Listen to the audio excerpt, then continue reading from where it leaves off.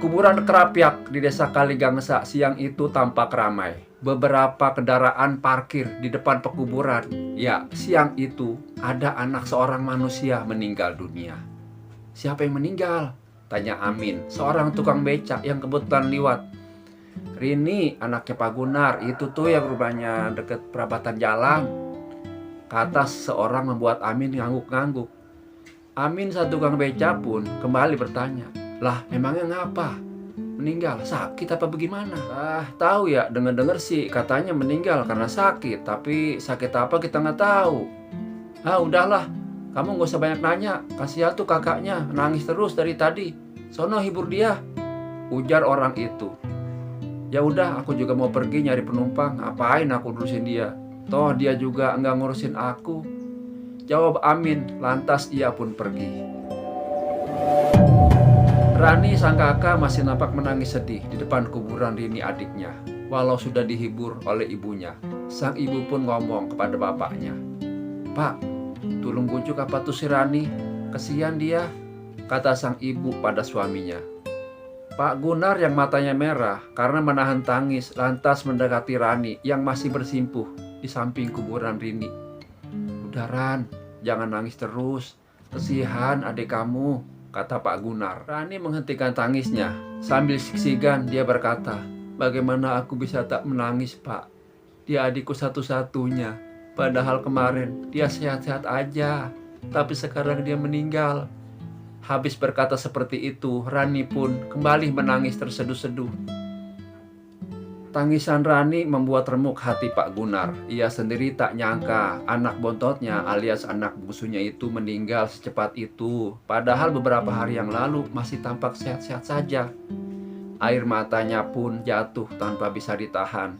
Akhirnya sang paman Dedi, abangnya Pak Gunar, berkata, "Udah Mas Gunar, yang meninggal tak usah ditangisin. Kan Rini tak mungkin bisa hidup lagi. Dan kau Rini, jangan kau tangisin terus adikmu, nanti arwahnya tak tenang." Perkataan sang paman membuat Rani tersentak. Lantas ia berkata lirih, "Iya Om Dedi." Mereka pun lantas segera meninggalkan kuburan karena hari sudah sore. Di jalan mereka berpapasan dengan seorang pemuda yang memakai kacamata hitam. Ternyata itu Tumenggung, pacarnya Rini. "Mas Tumenggung," seru Rani nggak manggil. Wajahnya yang tadinya surem tampak agak berseri. Pemuda yang dipanggil tampak tak mendengar seruan itu. Membuat Rani cemberut. Ia pun ingin memanggil lagi, tapi keduluan oleh pamannya Dedi. Kau Tumenggung, kenapa tadi tak ikut mengubur?" kata Om Dedi heran. Sang pemuda yang ditegur lantas menjawab, "Aku tak mau Om ah." Tak mau. Kening Om Dedi agak berkerut. Tapi ketika melihat wajah sang pemuda yang murah dan matanya yang merah itu pun paham. Sambil menepuk-nepuk ia pun berkata, "Aku ngerti Tumenggung. Kau tentu tak tega melihat orang yang kau cintai dikubur." Ketika tak ada reaksi darinya, maka Om Dedi pun melanjutkan, "Sudahlah Tumenggung. Semua manusia pasti mati. Kulun nafsi ja'ikatul maut. Kau jangan terlalu bersedih hati," kata Om Dedi. "Tapi ya mati tak wajar Om," jawab Tumenggung. Jawaban Tumenggung tentu saja membuat semua orang mendengarnya terkejut. "Apa maksudmu Tumenggung? Kau jangan mengada-ngada," saut Pak Gunar. Calon mertuanya itu tak terima. "Aku tak yakin ia mati keracunan Pak." "Lalu kau menduga sebagai apa? Ia mati dibunuh." Dokter yang mereksanya pun sudah menjelaskan, Rini memang mati keracunan. "It's accident. Ini kecelakaan, Gung. Aku tahu sebagai pacarnya tentu kamu sedih ia mati. Tapi sebagai ayahnya, aku lebih sedih Tumenggung," teriak Pak Gunar keras lantas menangis lagi terseduh-seduh. Sudah. Kita jangan berdebat di jalanan. Tak baik dilihat orang. Ayo Mas Gunar kita pulang." "Dan kau Tumenggung, jagalah ucapanmu," kata Om Dedi menengahi. "Rini mati keracunan. Ya itulah berita yang didapat Tumenggung tadi pagi. Ia sedang asik sarapan sambil nonton film SpongeBob. Ketika sahabat karibnya Hermansyah datang menemuinya dengan tergopoh-gopoh. "Mas Tum, ada berita gawat nih," kata Herman terengah-engah karena habis berlari. "Berita gawat apa? Channel kamu di Desmond," sahut Tumenggung. dengan santai sambil minum susu. "Bukan mas, Rini pacarmu meninggal," jawab Herman. Prak! Tanpa terasa, gelas yang dipegang Tumenggung jatuh, menimbulkan suara pecah berderai. "Apa kau bilang, Man? Jangan kau ngada-ngada," teriak Tumenggung keras sambil mencengkeram kerah baju Herman. "Aku sungguh tak ngada-ngada. Aku dapat berita ini dari Bu Darwi, bibinya," saut Herman sambil berusaha melepaskan cengkeraman Tumenggung. "Itu tak mungkin. Kemarin aku habis makan bersama dia di wataknya Mas Agus. Ia tampak sehat-sehat saja," tugas Tumenggung tak percaya. "Aku juga kurang tahu pastinya mas. Soalnya aku dapat kabarnya dari Bu Darwi yang buru-buru. Cepat mas, pergi ke rumah sakit Brebes karena mereka membawanya ke sana," ujar Hermansah. Tumenggung lalu mengeluarkan motor miliknya. Segera saja ngebut ke rumah sakit Brebes. Ngeng, hampir saja ia ditilang di lampu merah di Limbangan. Kalau saja polisi tak memaklumi karena ia terlalu ngebut. "Rini!" jerit Tumenggung sambil mengguncang-guncangkan tubuh Rini. Beberapa orang lantas menenangkannya. "Rin, mengapa begini? Bukankah kita sudah janji untuk menikah bulan depan? Bukankah kita sudah membeli segala keperluannya?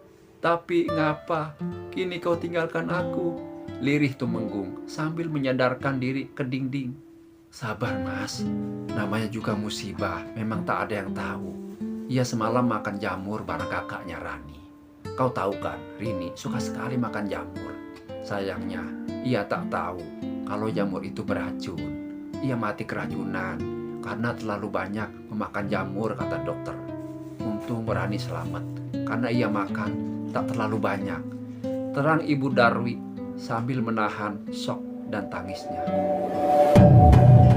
Rumah tua di pinggir kuburan Krapyak itu tampak sepi, apalagi karena ini adalah malam Jumat, di mana malam ini terkenal angker. Tapi hal ini tak menyurutkan niat Tumenggung. "Permisi Ki Madrim," teriak Tumenggung sambil mengetuk pintu. Ia tak mengucapkan assalamualaikum karena konon kabarnya Ki Madrim tak suka, entah apa sebabnya. Karena tak ada reaksi dari dalam rumah, Tumenggung mengulanginya lagi. Setelah mengulangi sampai 3 kali, barulah terdengar suara dari dalam rumah. "Tunggu sebentar."